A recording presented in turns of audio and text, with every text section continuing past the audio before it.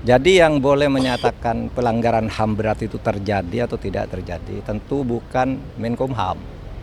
Yang boleh mengatakan itu hanya Komnas HAM menurut undang-undang. Untuk tahu masalah segala segi pertahanan, dan ini adalah alma mater saya sehingga saya datang menyempatkan ada alasan diri. khusus nggak Pak? Hah? Ada alasan khusus datang? Lah saya alumni sini kan? Belum di sini ya? Sebelumnya sudah pernah berkomunikasi dengan Menhan baru? Oh sudah sering, yang khusus sekarang enggak, tapi sudah sering udah kenal lama dengan Pak Safri. Kemarin pasangan Sebelah apa ya Pak? atau- Pasangan Mahfud sama Ganjar nggak datang kemarin Pak? Itu kan rame di Manchester. Nah, saya sudah mau datang tapi terus ibu saya masih sakit, sekarang masih di Surabaya. PR pertama untuk Pak Syafri apa ya Pak? PR pertamanya untuk Pak Syafri gitu di Kemenhan. Wah, Pak Safri udah lebih tahu kan, sudah disusun oleh tim ya. Tim pemerintahan Pak Prabowo. Saya kira banyak lah Berarti sosok yang Pak sudah. Syafri itu sosok yang tepat ya untuk melanjutkan. Sosoknya seperti apa Pak Syafri? Pastilah dipilih oleh presiden tuh pasti memenuhi syarat minimal yang dibutuhkan. Kedepannya hubungan sipil militer menurut Pak Mahfud baiknya seperti apa sih Pak? Menurut saya sipil militer ya tidak perlu dipertentangkan karena itu ada fungsi masing-masing ya. Militer punya fungsi sendiri untuk pertahanan keutuhan ideologi negara kita, sedangkan sipil itu juga sama tetapi dari sudut-sudut yang lain. Pak Mahfud, kekhawatiran soal dui fungsi di masyarakat itu perlu dikhawatirkan nggak Pak Kekhawatiran dui fungsi di masyarakat. saat ini dan ke depan? Kalau saya sih tidak pernah berpikir itu ya, sebelum belum melihat gambaran daruratnya itu. Tapi kan sudah ada Pak, bahwa ajudan prajurit TNI aktif yang sekarang dijadikan melempati jabatan sipil sebagai sekretaris kabinet. Oh sejak dulu banyak, kan ada beberapa di undang-undang tuh kan memang dibolehkan ya. Tapi untuk Seskap tidak ada Pak untuk di undang-undang. Oh ya mungkin baru pertama ya, nggak tahu nanti kan ada. Itu biarkan bekerja dulu menurut saya pemerintah ini, dan Pak, soal saya yang kira tadi- Pak Prabowo mampu menghandle ini dengan baik. Postingan Instagram Itu gimana Pak? Apa itu? Surat menteri Pak. Saya tidak tahu apakah itu betul. Tapi kalau betul, makanya saya bilang kalau benar itu salah, melanggar etika birokrasi juga. Ya mudah-mudahan nanti segera diklarifikasi. Kan tidak boleh ya urusan pribadi, urusan tahlilan, urusan syukuran gitu lalu menggunakan kop dan stempel menteri. Karena itu berarti lalu menjadi tugas kementerian. Nanti kita tunggu aja lah ininya. Tapi kalau itu terjadi mudah-mudahan tidak terjadi lagi. Terkait dengan pernyataan Pak Yusril yang Terkait pernyataan Pak Yusril menyatakan bahwa peristiwa 98 bulan termasuk pelanggaran HAM berat. Di zaman Pak Mahfud memimpin tim untuk memberikan rekomendasi kepada Presiden penyelesaian pelanggaran HAM secara non yudisial. 12 pelanggaran HAM diakui termasuk 98. Itu bagaimana Pak Mahfud? Ini yang menurut undang-undang ya, menurut TAP MPR, pelanggaran HAM berat itu harus diselidiki. Sesudah diselidiki ada 18 pelanggaran HAM berat. 5 sudah diadili. Ya, tapi 34 tersangkanya itu bebas semua.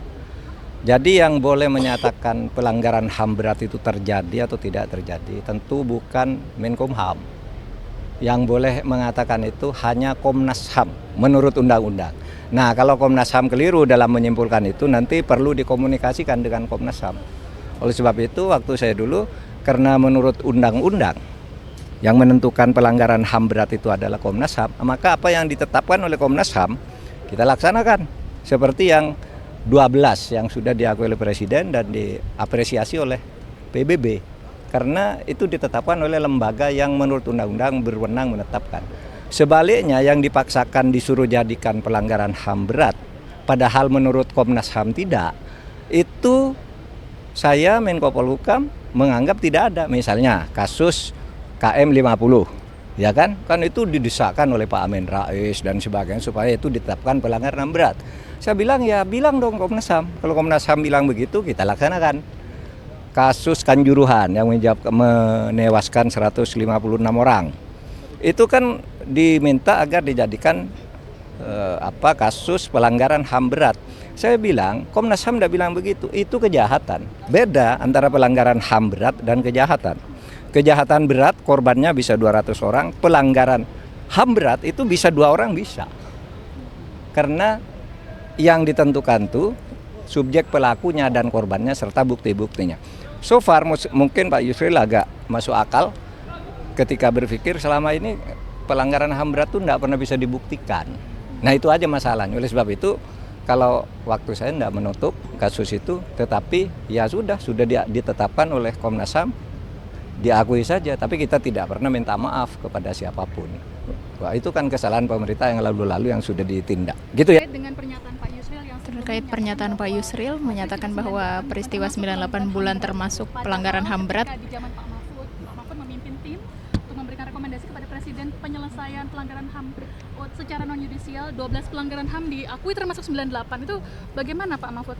Ini yang menurut undang-undang ya, menurut TAP MPR, pelanggaran HAM berat itu harus diselidiki.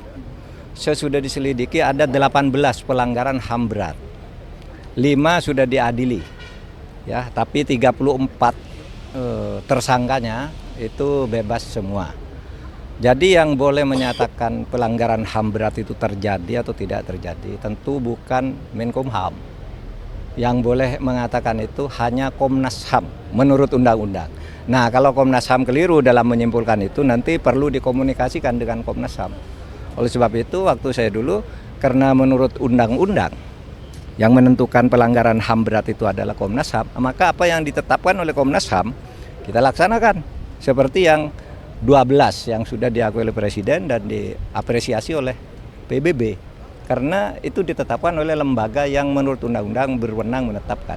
Sebaliknya yang dipaksakan disuruh jadikan pelanggaran HAM berat, padahal menurut Komnas HAM tidak, itu saya Menko Polhukam menganggap tidak ada. Misalnya kasus KM 50, ya kan itu didesakkan oleh Pak Amin Rais dan sebagainya supaya itu ditetapkan pelanggaran HAM berat. Saya bilang ya bilang dong Komnas HAM. Kalau Komnas HAM bilang begitu kita laksanakan. Kasus Kanjuruhan yang menewaskan 156 orang. Itu kan diminta agar dijadikan kasus pelanggaran HAM berat. Saya bilang, Komnas HAM tidak bilang begitu, itu kejahatan. Beda antara pelanggaran HAM berat dan kejahatan. Kejahatan berat korbannya bisa 200 orang, pelanggaran HAM berat itu bisa 2 orang bisa. Karena yang ditentukan tuh subjek pelakunya dan korbannya serta bukti-buktinya. So far mungkin Pak Yusril agak masuk akal ketika berpikir selama ini pelanggaran HAM berat itu tidak pernah bisa dibuktikan. Nah itu aja masalahnya. Oleh sebab itu kalau waktu saya tidak menutup kasus itu, tetapi ya sudah ditetapkan oleh Komnas HAM, diakui saja. Tapi kita tidak pernah minta maaf kepada siapapun. Wah, itu kan kesalahan pemerintah yang lalu-lalu yang sudah ditindak. Gitu ya.